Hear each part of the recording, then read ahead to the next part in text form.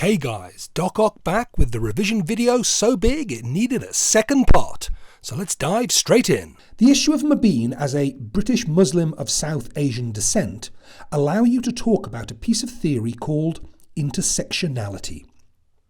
Feminist critic and media theorist Bell Hooks once wrote, "If I really want to understand what's happening to me right now, at this moment in my life, as a black female of a certain age group, I won't be able to understand it if I'm only looking through the lens of race."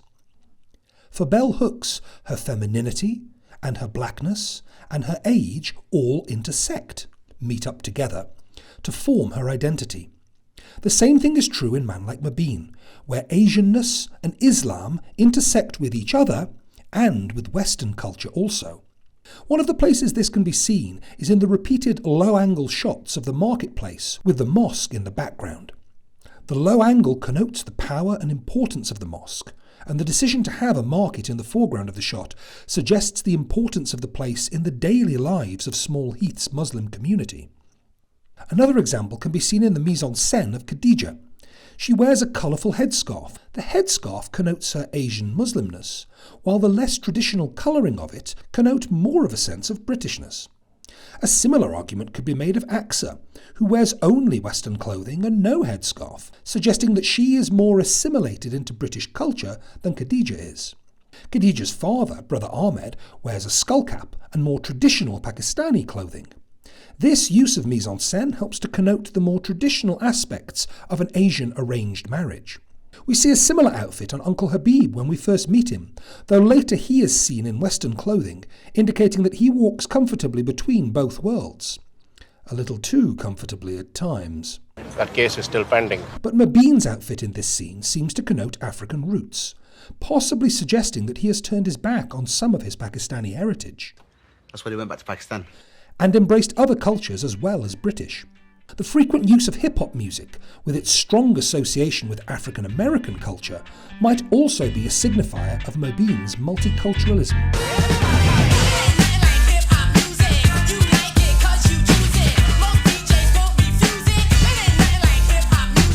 Casting of Tolu Ogunmefun as Mobeen's close friend Nate also connotes racial harmony on the show. I've been worried sick, man. I was waiting for you two outside the mosque. As he is a non-Muslim and non-Asian, and yet is friends with Mobeen and 8.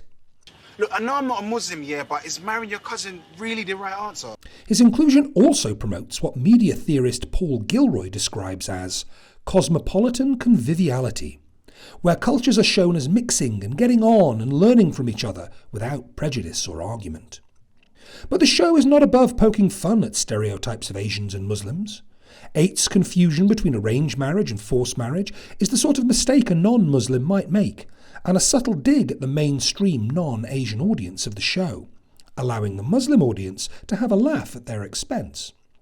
Similarly, the show pokes fun at the stereotype of Muslims as violent terrorists, both through the comical fight between Uncle Shady and Brother Ahmed, as well as the jokes Shady and Habib crack.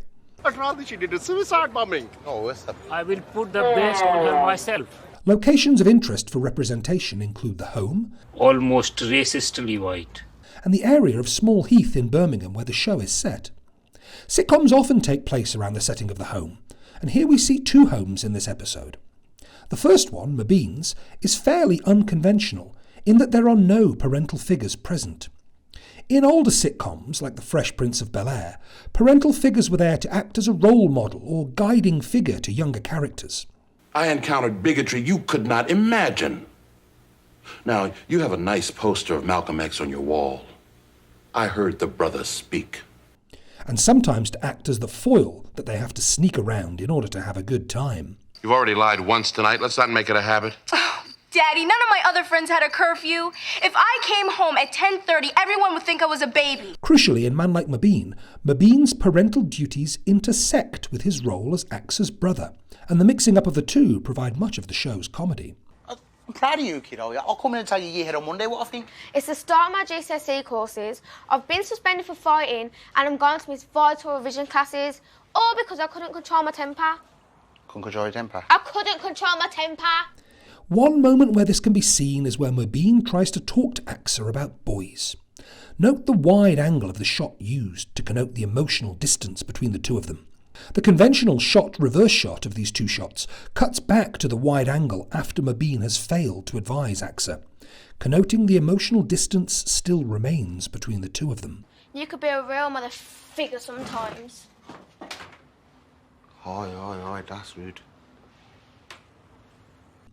Compare this with the two shots in Khadija's house, where she and her father are frequently shown side by side, connoting that they are literally on the same page. It does have tits.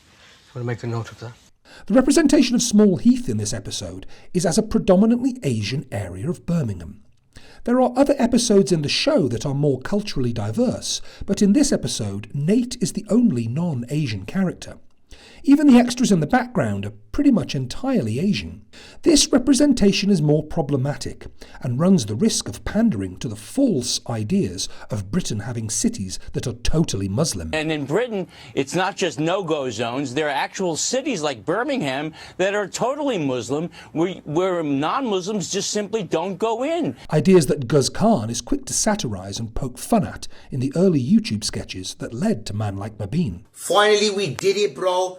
Birmingham is officially, yeah. Trust me, bro. It's officially a Muslim country, yeah. In this respect, while the show Man Like Mobeen may be seen as inclusive and diverse and promoting equality and respect, this episode is less representative of that than other episodes in the show. Thank you very much for watching this analysis of Man Like Mobeen. If you'd like to find out more about the exam or simply download resources to help you prepare, follow the links in the pinned comments to learn more. Have fun, y'all!